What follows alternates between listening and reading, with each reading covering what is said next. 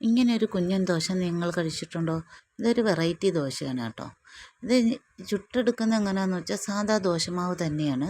ദോശമാവ് ഒഴിച്ചിട്ട് അതിൻ്റെ മേലെ നമ്മളൊരല്പം ഏലക്കാപ്പൊടിയും തേങ്ങയും ശർക്കരയും കൂടെ മിക്സാക്കി എടുക്കണം.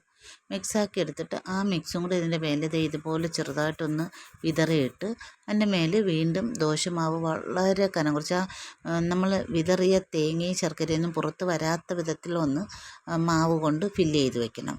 ഫില്ല് ചെയ്ത് വെച്ചിട്ട് നമ്മൾ സാധാ ദോശ പോലെ തന്നെ തിരിച്ചും മറിച്ചിട്ട് ചുട്ടെടുത്താൽ മതി. ഇതിന് പ്രത്യേകിച്ച് കറിയുടെ ആവശ്യമില്ല. ഇതിപ്പോൾ ഞാൻ അടുത്ത കാലത്ത് തിരുവനന്തപുരത്ത് ഒന്ന് യാത്ര പോകേണ്ടി വന്നു.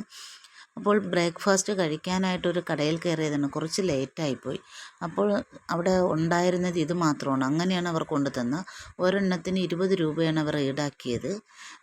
കഴിച്ചു നോക്കിയപ്പോഴാണ് മനസ്സിലായത് ഇത് ദോശമാവ് ഇങ്ങനെയാണ്. ഞാൻ അവരോട് ചോദിച്ചു ഇതെന്താണെന്ന്, ഇതെങ്ങനെയാണ് ചെയ്തതെന്ന്. അപ്പോഴവരും പറഞ്ഞത് ഈ വിധമാണ്.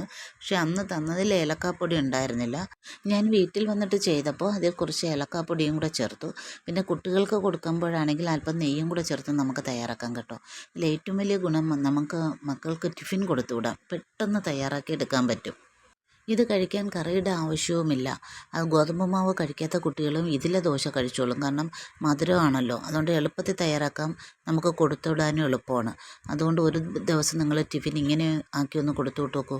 കുട്ടികൾ തീർച്ചയായും കഴിക്കും. നല്ല ടേസ്റ്റിയായിട്ട് കഴിക്കാൻ ഇഷ്ടപ്പെടും. ട്രൈ ചെയ്ത് നോക്കണേ.